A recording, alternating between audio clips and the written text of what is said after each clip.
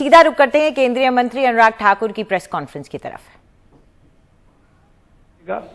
और drone sector के लिए 120 करोड़ रुपए का प्रावधान किया जाएगा। इस योजना से देश में एडवांस ऑटोमोबाइल व्हीकल्स और ऑटो कंपोनेंट्स और ड्रोन मैन्युफैक्चरिंग को काफी निर्माण करने में बल मिलेगा और इन क्षेत्रों में चैंपियन इंडस्ट्रीज को विकसित करने का मार्ग भी प्रशस्त होगा। अनुमान है कि 5 वर्षों में लगभग 47,500 करोड़ रुपए का अतिरिक्त निवेश होगा और लगभग 7,60,000 व्यक्तियों के लिए रोजगार के अतिरिक्त अवसर मिलेंगे। इसके अलावा भी जैसा मैंने कहा कि इंसेंटिव 26,058 करोड़ रुपए के अगले 5 वर्षों तक रहेंगे। इससे जहां एक और नई इन्वेस्टमेंट आएगी तो दूसरी और ये भी कहना चाहता हूं कि जो पहले की हमने पीएलआई मैन्युफैक्चरिंग स्कीम्स को देखें, पीएलआई स्कीम्स को देखें, उसमें मोबाइल फोन्स पर, मेडिकल डिवाइसेस पर, एपीआई पर, इनको पहले 2020 में अनुमोदित किया गया था और उसके उपरांत 2020 के बाद 10 और चयनित सेक्टर्स के लिए पीएलआई स्कीम्स को इन प्रिंसिपल मंजूरी दी गई थी। इनमें से 9 विस्तृत पीएलआई स्कीम्स को अनुमोदित अब तक किया जा चुका है और 10वीं आज आप सबके सामने मैंने उसका उल्लेख किया है।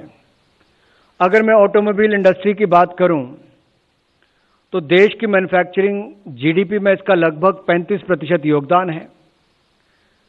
ये रोजगार सृजन में अग्रणी है और अगर हम ग्लोबल ऑटोमोटिव ट्रेड की बात करें तो भारत का हिस्सा अगर वहां पर 2% है तो उसको भी बढ़ाने की आवश्यकता है। और जिस तरह से हम नई टेक्नोलॉजी की बात करते हैं तो आज की मांग और भविष्य की मांग को भी पूरा किया जाए, उस दृष्टि से स्थानीय बाजार के लिए भी इसको पीएलआई स्कीम को लाया गया है ताकि हमारी इंडस्ट्री को उससे बल मिल सके। इस परिप्रेक्ष्य में पीएलआई स्कीम में जो एडवांस ऑटोमोटिव टेक्नोलॉजी को इंसेंटिव किया जाना जो इसमें प्रस्तावित है वो इसलिए भी है कि भारत ऑटोमोबाइल सेक्टर में ग्लोबल प्लेयर बन सके और जो लेटेस्ट टेक्नोलॉजीज दुनिया भर में है उसका भी हम उपयोग कर सकें। आज जितने ऑटो कंपोनेंट विदेश से आते भी हैं उसका भी निर्माण देश में हो। आत्मनिर्भर भारत और मेक इन इंडिया को बल देने की जब हम बात करते हैं तो उसमें इसका लाभ मिलेगा। और अगर आप देखें तो कुल मिलाकर अगर हम व्हीकल एक्सपोर्ट की बात करें तो $12 बिलियन का व्हीकल एक्सपोर्ट हम आज की डेट में करते हैं। कंपोनेंट एक्सपोर्ट हम $15 बिलियन का करते हैं, लेकिन कंपोनेंट इंपोर्ट जो है $17 बिलियन का करते हैं। तो $17 बिलियन के कंपोनेंट इंपोर्ट को कम करने के लिए उस दिशा में भी ये कदम होंगे। और कहीं ना कहीं जब ऑटोमोबाइल इंडस्ट्री को बल मिलता है, मैन्युफैक्चरिंग यहां बढ़ती है, तो उससे जुड़े हुए बहुत सारे और क्षेत्रों को भी बल मिलता है। वर्तमान में ऑटोमोटिव कंपनियों का या इस क्षेत्र में आने वाले इन्वेस्टर्स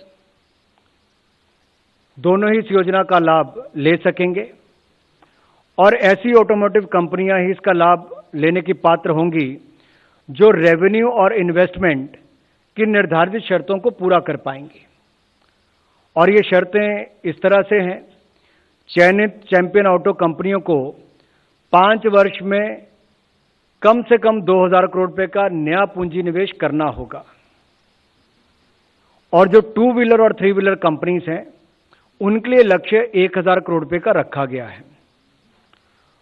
ऑटो कंपोनेंट के क्षेत्र में चयनित चैंपियन कंपनियों को 5 वर्ष में 250 करोड़ तथा नए इन्वेस्टर को 500 करोड़ रुपए का नया पूंजी निवेश करना होगा।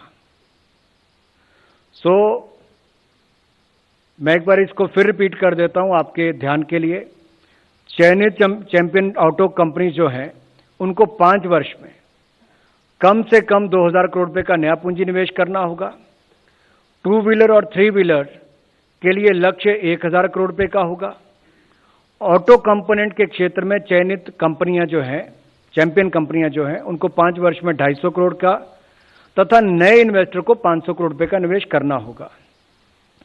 अब चयनित कंपनियों को उनके द्वारा उत्पादित प्रोडक्ट्स की बिक्री में वृद्धि की वैल्यू का एक निर्धारित प्रतिशत इंसेंटिव के रूप में दिया जाएगा और ये इंसेंटिव 5 वर्ष तक मिलेगा। और इस समय आप अनुराग ठाकुर को सुन रहे थे। कई सारे बड़े फैसले किए गए कैबिनेट में, जिनका ब्यौरा दे रहे हैं इस समय केंद्रीय मंत्री। ऑटो सेक्टर को बड़ा प्रोत्साहन देने का फैसला लिया गया है। कई सारे क्षेत्रों में आयात को कम करके जो विदेशी मुद्रा पर वजन है, भार है, उसको कम करने का भी सेक्टर में, कई सारे सेक्टर्स में उसको लेकर काम किया जा रहा है, जिसमें ऑटोमोबाइल को लेकर भी बातचीत कर रहे हैं अनुराग ठाकुर इस वक्त में।